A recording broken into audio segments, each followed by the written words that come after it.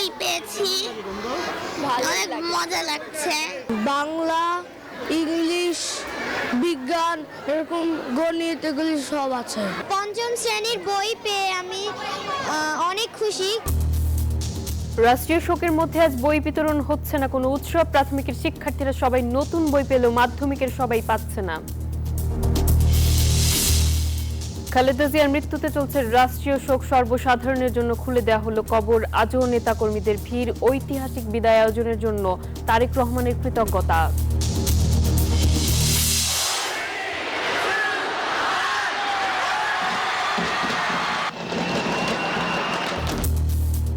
জমকালো আয়োজনে দেশে দেশে বর্ষবরণ, আতশবাজির বর্ণিল আলোক ছটায় নতুন বছরের প্রথম প্রহর আলোকিত। শোকের আবহে বাংলাদেশেও বর্ষবরণ। ত্রয়োদশ জাতীয় সংসদ নির্বাচনে মনোনয়নপত্র যাচাই বাছাই চলছে। শেষ হবে ৪ জানুয়ারি। এরপর বৈধ প্রার্থীদের তালিকা প্রকাশ করবে ইসি। জটিল অর্থনৈতিক পরিস্থিতির মধ্য দিয়েই শুরু হলো নতুন বছর। মূল্যস্ফীতি নিয়ন্ত্রণ ও কর্মসংস্থান চায় মানুষ। নির্বাচিত সরকার এলে সংকট কাটার আশা।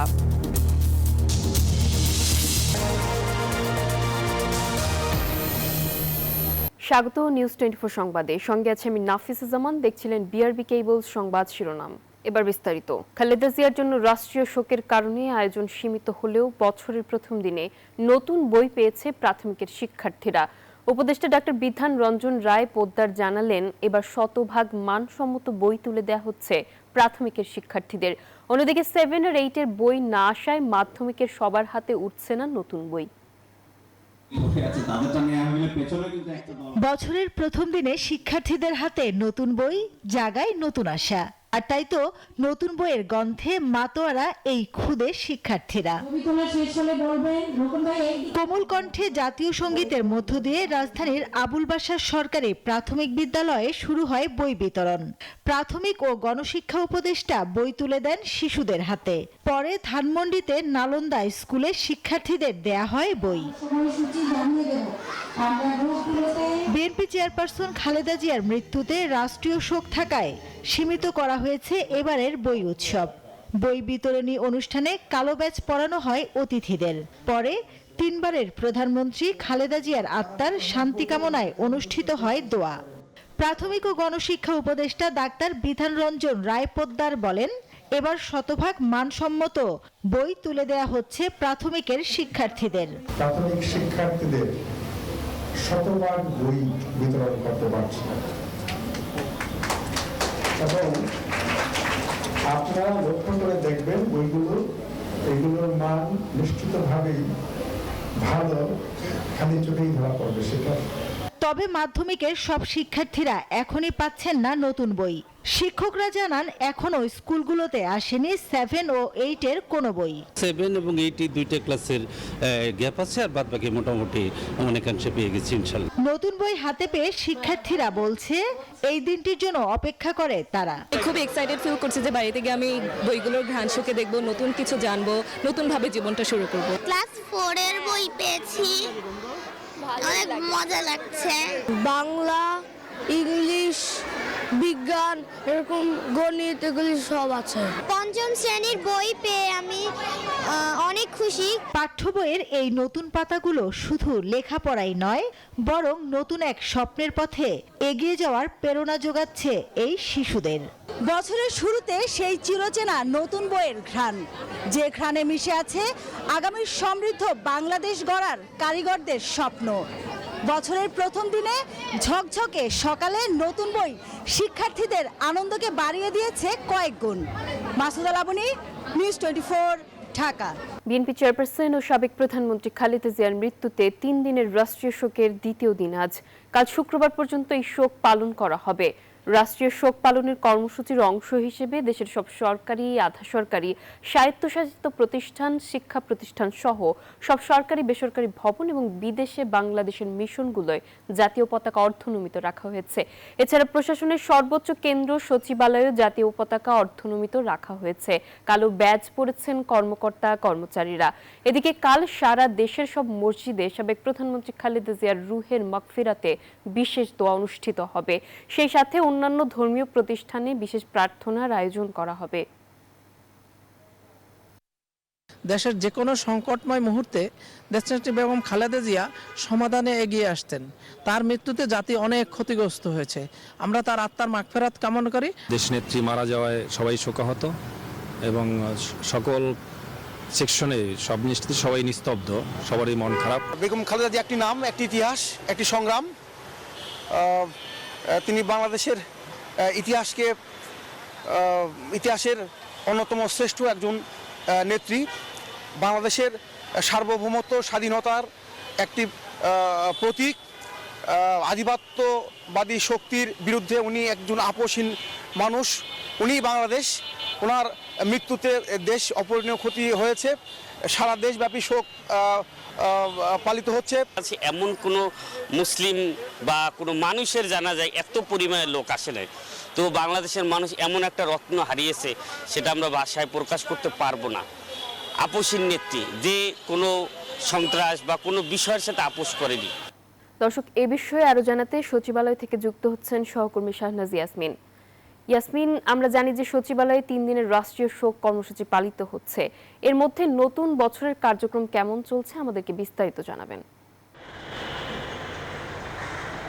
আপনাকে ধন্যবাদ জানাচ্ছি। গত 30 ডিসেম্বর রাজধানীর একটি হাসপাতালে মারা যান সাবেক প্রধানমন্ত্রী এবং বিএনপি চেয়ারপারসন খালেদা জিয়া, এবং সেই দিনই খালেদা জিয়া মারা যাওয়ার কিছুক্ষণের মধ্যে ঠিক 1 থেকে 2 ঘন্টার ভিতরেই জরুরি একটি উপদেষ্টা পরিষদের বৈঠক অনুষ্ঠিত হয় ডক্টর মোহাম্মদ ইউনূসের নেতৃত্বে, এবং সেখানে সিদ্ধান্ত হয়েছে যে পরবর্তী 31 ডিসেম্বর, 1 জানুয়ারি এবং 2 জানুয়ারি 3 দিনের রাষ্ট্রীয় শোক। এবং আমরা জানি গতকাল 31 ডিসেম্বর সরকারি ছুটির দিন ছিল। এই রাষ্ট্রীয় শোকের অংশ হিসেবে 1 দিনের সরকারি ছুটি এবং 3 দিনের রাষ্ট্রীয় শোক। গতকাল ছিল 31 ডিসেম্বর, আজকে 1 জানুয়ারি, আগামীকাল 2 জানুয়ারি 3 দিনের রাষ্ট্রীয় শোকের আজকে দ্বিতীয় দিন চলছে। এবং আজকে সচিবালয় সকাল থেকে আমরা এসে যেটা দেখলাম যে আসলে সবাই কালো ব্যাজ ধারণ করেছে। সচিবালয়ের যে মন্ত্রী পরিষদ বিভাগ, সেখানে পতাকা অর্ধনমিত রাখা হয়েছে। আজকে প্রথম দিন, নতুন বছরের, ইংরেজি নতুন বছরের প্রথম দিন পালিত হচ্ছে। আসলে স্বভাবতই এই দিনটি একটু আমেজ থাকে, আনন্দ থাকে, সবার মধ্যে একটি একজনকে শুভেচ্ছা জানানোর একটি বিষয় থাকে, কিন্তু আজকে সেই বিষয়টি আসলে নেই। রাষ্ট্রের যে শোক, রাষ্ট্রের সর্বোচ্চ যে সিদ্ধান্তে যে শোক পালিত হচ্ছে বাংলাদেশে 3 দিনের, এই দ্বিতীয় দিনের শোক প্রথম দিন নববর্ষের দিন হলেও সেই আনন্দের রেশ কর্মকর্তা কর্মচারীদের ভিতরে নেই। তারা আসলে কাজ করছেন, কাজ তো করতে হচ্ছে, এটা রাষ্ট্রের অংশ হিসেবে। 1 জানুয়ারিতে তাদের নতুন বিভিন্ন বিষয় পরিকল্পনা থাকে, সিদ্ধান্ত নেওয়া থাকে, সেই বিষয়গুলো ঠিকই চলছে, কিন্তু নতুন বছরের আনন্দ আমেজ বাদ দিয়ে শোকের বিষয়ে এই কাজগুলো আসলে চলছে। তো সেই বিষয়ে আগামীকাল শুক্রবার হবে রাষ্ট্রীয় শোকের 3য় দিন, এবং কালকে বিভিন্ন মসজিদে নামাজের যারা বিভিন্ন মোনাজাত এবং দোয়ার মধ্য দিয়ে শেষ হবে রাষ্ট্রীয় শোক। আজকে 2য় দিন সারা দেশেই চলছে। ইয়াসমিন, আপনাকে ধন্যবাদ। বেগম খালেদা জিয়ার মৃত্যুতে শোককে শক্তিতে রূপান্তর করে বিএনপি আরও শক্তিশালী হবে বলে মন্তব্য করেছেন বিএনপি মহাসচিব মির্জা ফখরুল ইসলাম আলমগীর। তিনি বলেন, বেগম জিয়ার আদর্শে অনুপ্রাণিত হয়ে সুষ্ঠু নির্বাচনের মাধ্যমে বিএনপিকে বিজয়ী করবে জনগণ। বিএনপির ভারপ্রাপ্ত চেয়ারম্যান তারেক রহমান শোক কাটিয়ে দলকে এগিয়ে নিতে ভূমিকা রাখবেন বলেও মন্তব্য করেন দলটির মহাসচিব। এদিকে বিএনপি ঘোষিত 7 দিনের শোক কর্মসূচির 3য় দিনে শোক বইয়ে স্বাক্ষর করতে সকাল থেকেই নানা শ্রেণী পেশার মানুষ বিএনপি চেয়ারপারসনের কার্যালয়ে এসেছেন। বেগম জিয়া মানুষের অন্তরে যুগ যুগ বেঁচে থাকবেন বলে মন্তব্য করেন শোক বইয়ে স্বাক্ষর করতে আসা বিশিষ্টজনরা। দলীয় কার্যালয়ে উত্তোলন করা হয়েছে কালো পতাকা, অর্ধনমিত রাখা হয়েছে জাতীয় ও দলীয় পতাকা। ম্যাডামের চলে যাওয়ার মধ্য দিয়ে যে জনগণের যে ভালোবাসা তৈরি হয়েছে, যে একটা আপনার আমি বলতে পারি যে মানুষের মধ্যে ইমোশনস কাজ করছে, সেই ইমোশনসগুলো তো নিঃসন্দেহে বাংলাদেশ জাতীয়তাবাদী দলকে আরো বেশি শক্তিশালী করবে। সত্যিকার অর্থে দেশনেত্রী বেগম খালেদা জিয়ার শোককে শক্তিতে পরিণত করতে চাই, কিন্তু এটা দলীয় ভিত্তিতে নির্বাচনের কাজে আমরা ব্যবহার করার মতো এত সংকীর্ণ আমরা নই। আমরা তার শোককে, শক্তিকে জাতি বিনির্মাণের জন্য ব্যবহার করতে চাই। তার মৃত্যুতে দেশ এবং জাতিতে অপূরণীয় ক্ষতি হয়েছে। আমরা মনে করি তার মধ্যে অনুকরণীয় অনেক বিষয় ছিল, তার মধ্যে শিক্ষণীয় অনেক বিষয় ছিল। উনি প্রথম প্রধানমন্ত্রী যিনি ভ্যাট ইম্পোজ করলেন। আজকে দেখেন জাতীয় রাজস্ব আয়ের প্রধান উৎসই হচ্ছে কিন্তু ভ্যাট, যেটা উনি করেছিলেন। আর উনি সবসময় অন্যের কাছ থেকে শুনতেন, তারপরে ডিসিশন উনি দিতেন। এটা ছিল ওনার অনেক বড় গুণ, অনেক ধৈর্য। সাবেক প্রধানমন্ত্রী ও বিএনপির চেয়ারপারসন বেগম খালেদা জিয়ার মৃত্যুতে দলটি 7 দিনের শোক কর্মসূচির তৃতীয় দিন আজ। এ বিষয়ে বিস্তারিত জানাতে যুক্ত হচ্ছেন সহকর্মী সাইফুল ইসলাম। সাইফুল, বিএনপি ঘোষিত শোক কর্মসূচির তৃতীয় দিনে আজকে তাদের কি আয়োজন রয়েছে? বিএনপির যে 7 দিনের শোক কর্মসূচি, সেই কর্মসূচির আজকে তৃতীয় দিন এবং তৃতীয় দিনে এই বিএনপি চেয়ারপারসন গুলশান কার্যালয়ে যেই শোক বই খোলা হয়েছে সেখানে কিন্তু নানা শ্রেণী পেশার মানুষ তারা আসছেন, তারা এসে সেখানে স্বাক্ষর করছেন এবং তাদের যে অনুভূতি সেটি প্রকাশ করেছেন। পাশাপাশি বাংলাদেশে নিযুক্ত বিভিন্ন দেশের রাষ্ট্রদূতরা তারাও কিন্তু এখানে এসেছেন। কিছুক্ষণ আগে এখানে এসেছেন মার্কিন যুক্তরাষ্ট্রের রাষ্ট্রদূত এবং এছাড়া বিভিন্ন রাজনৈতিক দলের যারা নেতা রয়েছেন তারাও কিন্তু এখানে আসছেন এবং তারা তাদের শোক বইয়ে স্বাক্ষর দিচ্ছেন। এবং বিএনপি মহাসচিব মির্জা ফখরুল ইসলাম আলমগীর তিনি কিছুক্ষণ আগে এখানে গণমাধ্যম কর্মীদের সঙ্গে কথা বলেছেন। তিনি স্পষ্ট করে বলেছেন বেগম খালেদা জিয়ার জানাজায় লাখ লাখ মানুষের যে অংশগ্রহণ তার মধ্যেই প্রমাণিত হয়েছে যে বাংলাদেশের মানুষ বেগম জিয়াকে কতটা ভালোবাসে এবং তিনি বলেছেন বেগম জিয়াকে হারিয়ে বিএনপি শোকাহত, তবে তার এই শোককে তারা শক্তিতে রূপান্তর করতে চান এবং শক্তিতে রূপান্তর করে বিএনপিকে আরও বেশি জনগণের কাছে জনপ্রিয় দল হিসেবে সেটি তারা প্রমাণ করতে চান। এবং বিএনপির ভারপ্রাপ্ত চেয়ারম্যান তারেক রহমান তার মাকে হারিয়ে যে বেদনাহত এবং যে একাকিত্ব ভোগ করছেন সেটি তিনি কাটিয়ে ওঠে শীঘ্রই বিএনপির হাল ধরে বিএনপিকে এগিয়ে নেবে, সেটি কিন্তু বলেছেন বিএনপি মহাসচিব মির্জা ফখরুল ইসলাম আলমগীর। এবং দলের আরেকজন স্থায়ী কমিটির সদস্য সালাউদ্দিন আহমেদ তিনিও এসেছিলেন, তিনি কথা বলেছেন। তিনি যেটি জানিয়েছেন যে বিএনপি চেয়ারপারসনের যে আসনগুলোতে মনোনয়নপত্র জমা দেওয়া হয়েছিল সেই আসনগুলোতে নির্বাচন স্থগিত করার কোনো সুযোগ নেই। সেই আসনগুলোতে বিএনপির যারা বিকল্প প্রার্থী হিসেবে মনোনয়নপত্র জমা দিয়েছিল তারা সেখানে নির্বাচন করবেন। সব মিলে যেটি বলা চলে বিএনপি চেয়ারপারসন বেগম খালেদা জিয়ার মৃত্যুতে যে শোকাবহ পরিবেশ তৈরি হয়েছে সেই শোকাবহ পরিবেশ কিন্তু এখনও রয়েছে এবং বিএনপি চেয়ারপারসনের গুলশান কার্যালয়ে নানা শ্রেণী পেশার মানুষ এসে সেই শোকের সঙ্গে সামিল হচ্ছেন, তাদের শোক প্রকাশ করছেন, নানা অনুভূতি প্রকাশ করছেন। এই ছিল আমার কাছে বিএনপি চেয়ারপারসনের গুলশান কার্যালয়ের সামনে থেকে সর্বশেষ। সাইফুল, আপনাকে অনেক ধন্যবাদ। সর্বসাধারণের শ্রদ্ধা ও জিয়ারতের জন্য জিয়া উদ্যানে উন্মুক্ত করা হয়েছে বিএনপি চেয়ারপারসন বেগম খালেদা জিয়ার কবর। সকালে কবর জিয়ারত করতে যান সাবেক স্বরাষ্ট্র প্রতিমন্ত্রী ও বিএনপি নেতা লুৎফুজ্জামান বাবর। এই সময় তিনি স্মৃতি রোমন্থন করে বলেন, র্যাবকে রাজনৈতিক হাতিয়ার করেননি খালেদা জিয়া। এদিকে প্রয়াত রাষ্ট্রপতি জিয়াউর রহমানের সমাধি ও বিএনপি চেয়ারপারসনের কবর ঘিরে সকাল থেকেই দেখা যায় কঠোর নিরাপত্তা বলয়। এ সময় লুৎফুজ্জামান বাবর আরও বলেন, বিএনপির ভারপ্রাপ্ত চেয়ারম্যান তারেক রহমান বেগম জিয়ার স্বপ্ন বাস্তবায়নে কাজ করে যাবেন। আজকে সকালে মনে করেছিলাম আমরা দেশনেত্রী বেগম খালেদা জিয়ার কবর জিয়ারত করব, এসেই দেখলাম পথ বন্ধ করা। আল্লাহ যেন তাকে বেহেশত নসিব করে। রাজধানীর জিয়া উদ্যানে খালেদা জিয়ার সমাধিতে শ্রদ্ধা জানাতে আসছেন নেতাকর্মীরা। এ বিষয়ে বিস্তারিত জানাতে আমাদের সঙ্গে যুক্ত হচ্ছেন সহকর্মী নাইমাল জিকো। জিকো, খালেদা জিয়ার সমাধিতে কারা শ্রদ্ধা জানাতে আসছেন, কি বলছেন তারা? নাফিস, আপনাকে ধন্যবাদ। যেমনটি বলছিলেন আমার সহকর্মী সাইফুল, গুলশান কার্যালয়ে যেরকম শোকের ছায়া বইছে একই রকম শোকের মাতম কিন্তু বইছে বেগম খালেদা জিয়ার এই সমাধিকে কেন্দ্র করে। এবং দেখছেন দুপুর 12টার দিকে এই সমাধিস্থল সর্বসাধারণের জন্য উন্মুক্ত করে দেওয়ার পরে কিন্তু দলে দলে আসছেন তৃণমূল পর্যায়ের নেতাকর্মীরা এবং তারা এখানে আসে আল্লাহর কাছে দুহাত তুলে দোয়া করছেন এবং বেগম জিয়ার আত্মার মাগফিরাত কামনা করছেন। তারা যেটি বলছেন যে দেশের যেই অপূরণীয় ক্ষতি হয়েছে সেটি আসলে পূরণ করার মতো নয়। গণতন্ত্রের জননী ছিলেন তিনি এবং সেখান থেকেই হয়ে ওঠেন পুরো দলের মা, জাতির মা হিসেবে ওনাকে আখ্যায়িত করা হয়েছে। এবং তারা যেটি বলছেন যে গতকাল অনেকেই জানাজায় উপস্থিত হতে পারেননি, অনেকে হয়েছেন, তারাও কিন্তু এখানে এসেছেন এবং তারা একটিবারের জন্য বেগম জিয়ার কবরটি আসলে দেখতে চান, দেখার জন্য এখানে আসছেন।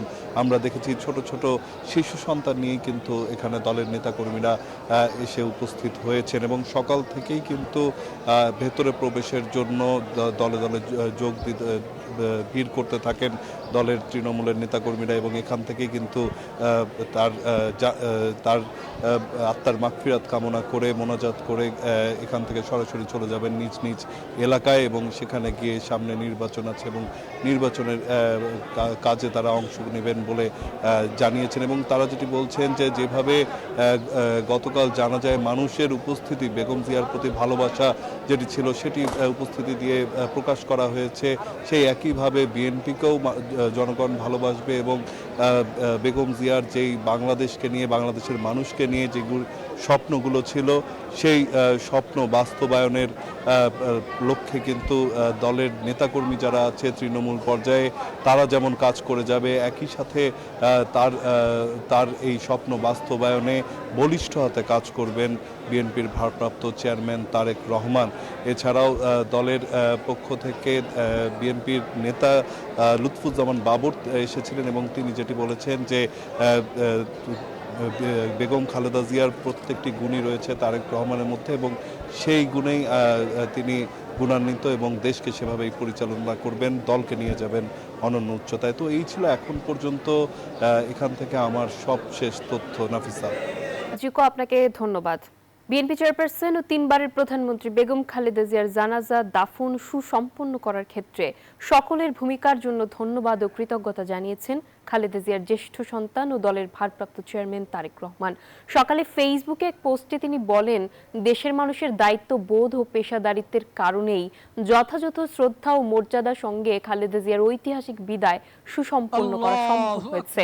সরকার প্রধান ডক্টর মোহাম্মদ ইউনূস সহ উপদেষ্টাগণ, আইন শৃঙ্খলা রক্ষাকারী বাহিনী, গোয়েন্দা সংস্থা, সরকারি কর্মকর্তা কর্মচারী, বিভিন্ন রাজনৈতিক দলের নেতাকর্মী ও জনগণের স্বতঃস্ফূর্ত অংশগ্রহণ ও সহযোগিতাকে তিনি বড় প্রাপ্তি হিসেবে উল্লেখ করেছেন। এজন্য সকলের প্রতি অশেষ কৃতজ্ঞতা জানান বিএনপির ভারপ্রাপ্ত চেয়ারম্যান। গণমাধ্যম কর্মীদেরও তিনি ধন্যবাদ জানিয়েছেন এমন মহীয়সীর অন্তিম যাত্রাকে বিশ্বের দরবারে তুলে ধরার জন্য। সম্মিলিত শক্তির ফলেই পুরো জাতি মর্যাদার সঙ্গে বেগম খালেদা জিয়া ও তার স্মৃতিকে সম্মান জানাতে পেরেছে বলেও তিনি উল্লেখ করেন। ভারতীয় কূটনীতিকদের সাথে বৈঠক নিয়ে রয়টার্সকে দেওয়া সাক্ষাৎকার ভিন্নভাবে উপস্থাপন করেছে বিভিন্ন গণমাধ্যম। এমন মন্তব্য করেছেন জামায়াতের আমির ডাক্তার শফিকুর রহমান। বৃহস্পতিবার ভেরিফাইড ফেসবুক পেজে প্রতিবাদ জানিয়ে পোস্ট করেন জামায়াতের আমির। তিনি বলেন, কিছু দেশীয় মিডিয়া ভারতের সঙ্গে জামায়াত আমিরের গোপন বৈঠক হয়েছে বলে সংবাদ পরিবেশন করেছেন। এ ধরনের সংবাদের তীব্র নিন্দা জানান তিনি। গতকাল বার্তা সংস্থা রয়টার্স জানায়, গেল বছরের শুরুতে ভারতের একজন কূটনীতিকের বৈঠক হয়েছিল যা গোপন রাখার অনুরোধ করেছিল দিল্লি। ওই সাক্ষাৎকারে জামায়াত আমির আরও বলেন, ত্রয়োদশ জাতীয় নির্বাচনে নিরঙ্কুশ সংখ্যাগরিষ্ঠতা পেলেও সব পক্ষকে নিয়ে একটি জাতীয় ঐক্য সরকার গঠন করতে চায় জামায়াত। বর্ণিল আলোকছটা ও আতশবাজিতে নতুন বছর 2026কে বরণ করেছে বিশ্ব। নিউ ইয়র্কের টাইমস স্কয়ারের রঙিন বল ড্রপের দৃশ্য নিউ ইয়ার সেলিব্রেশনকে যেন আনন্দকে চূড়ান্ত রূপ দিয়েছে। মুগ্ধতা ছড়িয়েছে যুক্তরাজ্য, ফ্রান্স, জার্মানি সহ বিভিন্ন দেশের চোখ ধাঁধানো বর্ষবরণের আয়োজন। কাতারের রাজস্বিক নিউ ইয়ার সেলিব্রেশনও নজর কাড়ে সবার।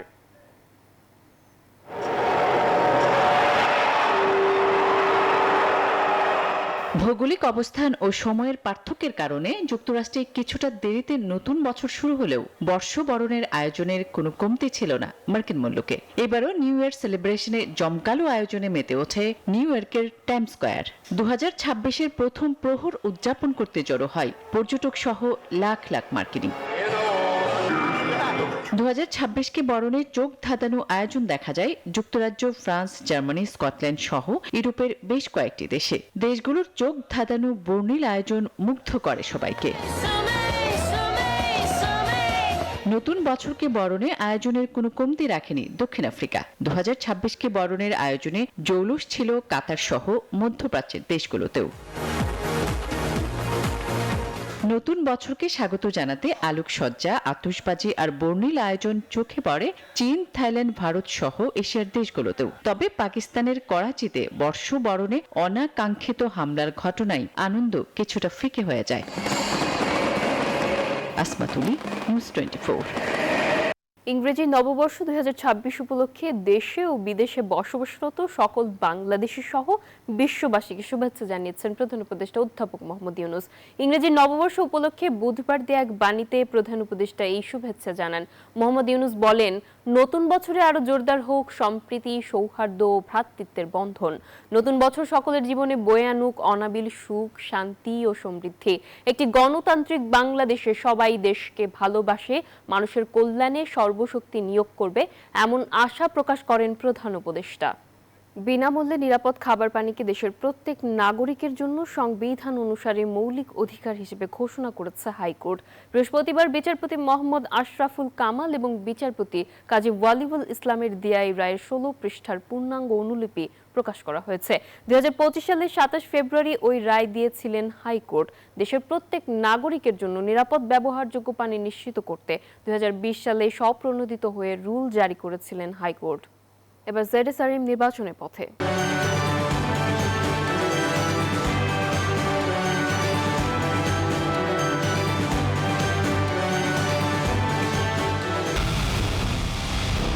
পুরো দেশের মুখে হাসি ফোটাতে নিজেকে হতে হয় স্ট্রং আর মনোবল হতে হয় স্পার্জিটো। জেডএসআরএম 25 বছরের পথ চলায় নিরাপদে রাখার ত্রয়োদশ জাতীয় সংসদ নির্বাচনে মনোনয়নপত্র যাচাই বাছাই চলছে। শেষ হবে 4 জানুয়ারি। প্রথম দিনে খুলনা 3 আসনে 3 প্রার্থীর মনোনয়নপত্র বাতিল ঘোষণা করা হয়েছে। আসনটিতে বাকি 9 জনের প্রার্থিতা বৈধ ঘোষণা করা হয়েছে। বুধবার দুপুরে খুলনা আঞ্চলিক নির্বাচন কর্মকর্তা ও রিটার্নিং অফিসার ফয়সাল কাদের তাদের মনোনয়নপত্র বাতিল ঘোষণা করেন। মনোনয়নপত্র বাতিল হওয়া প্রার্থীরা হলেন SM আরিফুর রহমান মিঠু, মোহাম্মদ আবুল হাসনাত সিদ্দিক ও আব্দুর রউফ মোল্লা। তারা সবাই স্বতন্ত্র প্রার্থী ছিলেন। সংকটময় অর্থনৈতিক পরিস্থিতির মধ্য দিয়েই নতুন বছরে পা রাখল বাংলাদেশ। অমানিসার অন্ধকার কাটিয়ে নতুন বছরে দেশের অর্থনীতি ঘুরে দাঁড়াবে এমন প্রত্যাশা থাকলেও তা পূরণ হওয়া নিয়ে সংশয় আছে সাধারণ মানুষের মনে। তাদের আশা, নতুন বছরে মূল্যস্ফীতি নিয়ন্ত্রণ এবং নতুন কর্মসংস্থান তৈরি করবে সরকার। আর ব্যবসায়ী অর্থনীতিবিদরা বলছেন, দুর্বল অর্থনৈতিক প্রবৃদ্ধি সহ অর্থনীতির নানামুখী ঝুঁকি মোকাবেলা করা কঠিন। তবে নির্বাচিত সরকার আসলে তা অনেকটাই কাটিয়ে ওঠা সম্ভব হবে। বিস্তারিত জানাচ্ছেন রিয়াজ সুমন। অনেকটা টালমাটাল অর্থনৈতিক পরিস্থিতির মধ্য দিয়ে গেছে 2025 সাল। বছর জুড়ে রাজনৈতিক সংকটের পাশাপাশি দুর্বল অর্থনৈতিক প্রবৃদ্ধি, উচ্চ পর্যায়ে থাকা মূল্যস্ফীতি, উচ্চ সুদহার, বিনিয়োগ স্থবিরতা, নতুন কর্মসংস্থানের সুযোগ কমে যাওয়া এবং দারিদ্র্যের হার বৃদ্ধি, সব মিলে নানা অভিঘাতে জর্জরিত ছিল দেশের অর্থনীতি। তবে স্বস্তির জায়গায় ছিল বৈদেশিক মুদ্রার রিজার্ভ এবং রেমিটেন্সের উচ্চ প্রবাহ। এমনি করে কোথাও আশার আলো, আবার কোথাও গভীর শঙ্কার মধ্য দিয়ে পার হয় বছরটি। নতুন বছরে দ্রব্যমূল্য নিয়ন্ত্রণ, সার্বিক নিরাপত্তা এবং একটি সুষ্ঠু নির্বাচনের প্রত্যাশা সাধারণ মানুষের। নতুন বছরে আমরা চাই যাতে এই নতুন কিছু একটা হোক। গড়বাড়া দেয়া খায়া চললে যেতে নাই হরাম করতে। জিনিসপাতির দাম যদি একটু কম হয়, গরিবের জন্য সুবিধা হয়। আমরা আশাবাদী একটি সুষ্ঠু নির্বাচনের মাধ্যমে একটি সুন্দর সরকার গঠন হবে এবং আমাদের যে রাজনৈতিক অস্থিরতা কমবে। ব্যবসায়ীদের জন্য বছরটা ছিল সবচেয়ে কঠিন। অন্তর্বর্তী সরকারের সাথে দূরত্ব আর আস্থাহীনতায় কেটেছে গত 1.5 বছর। অর্থনীতির গতি ফেরাতে তাই রাজনৈতিক সরকারের অপেক্ষায় তারা। এই মুহূর্তে আমরা এক কঠিন সময় অতিক্রম করছি। বিশেষ করে ব্যবসা, শিল্প, বাণিজ্য, অর্থনীতিতে নির্বাচিত যে নতুন রাজনৈতিক সরকার আসবে, সেই সরকারের কাছেই আসলে আমাদের প্রত্যাশা। কারণ বর্তমান যে ইন্টারিম গভর্নমেন্ট, এই গভর্নমেন্টের সাথে গত 1-1.5 বছরে আমরা তেমন কোনো কিছু আলাপ আলোচনার মাধ্যমে কিছু আনতে পারিনি তেমন। হ্যাঁ, কিছু কিছু জায়গায় হয়েছে, বাট মানে মেজর যে জায়গা, বড় আকারে যে জায়গাগুলি হওয়া উচিত ছিল সেইগুলি হয়নি। অর্থনীতিবিদরাও বলছেন, দুর্বল অর্থনৈতিক প্রবৃদ্ধি এবং স্থবিরতা কাটাতে প্রয়োজন নির্বাচিত সরকার। একই সঙ্গে অন্তর্বর্তী সরকারের সংস্কার উদ্যোগগুলোর ধারাবাহিকতা রাখতে হবে নতুন সরকারকে। এই বছরটি পুরোপুরি নতুন সরকারের দিকে তাকিয়ে থাকবেন সকলে, এবং যে ধরনের একটা অর্থনৈতিক স্থবিরতা বা এক ধরনের স্রোত প্রবৃদ্ধির মধ্যে এই মুহূর্তে রয়েছে, সেখান থেকে উত্তরণের প্রত্যাশা করাটাই নতুন সরকারের কাছে একটা বড় প্রত্যাশা থাকবে সকলের কাছে, সকলের। এবং সেই জায়গাটার ক্ষেত্রে গুরুত্বপূর্ণ হলো যে ধরনের ইতিবাচক সংস্কার কার্যক্রমগুলো অন্তর্বর্তী সরকার নিয়েছেন, সেগুলো যাতে অব্যাহত থাকে। নতুন বছরে নতুন সরকার রাজস্ব বাড়ানোর দিকে নজর দিতে হবে। একই সাথে বেসরকারি খাতের সাথে জড়িতদের সঙ্গে বসে স্বল্পোন্নত দেশ থেকে বেরিয়ে যাওয়ার পরিকল্পনা নিতে হবে বলে মনে করেন অর্থনীতি বিশ্লেষকরা। রিয়াজ সুমন, নিউজ 24, ঢাকা। নিউ ইয়র্কের মেয়র হিসেবে পবিত্র কোরআনে হাত রেখে শপথ নিলেন জৌরেন মামদানি। বৃহস্পতিবার সিটি হলের নিচে দীর্ঘদিন বন্ধ থাকা একটি সাবওয়ে স্টেশনে শপথ নেন তিনি। এ সময় তার সঙ্গে ছিলেন স্ত্রী রামা দুওয়াসি। এর মধ্য দিয়ে নিউ ইয়র্ক সিটির প্রথম মুসলিম মেয়র হলেন 34 বছর বয়সী মামদানি। সেই সঙ্গে প্রথম দক্ষিণ এশীয় এবং সবচেয়ে কম বয়সী মেয়র হওয়ার ইতিহাসও গড়লেন তিনি। গেল 4 নভেম্বর অনুষ্ঠিত নির্বাচনে মেয়র নির্বাচিত হন এই ডেমোক্র্যাট। এই ছিল নিউজ 24 সংবাদে। এতক্ষণ সঙ্গে থাকার জন্য ধন্যবাদ।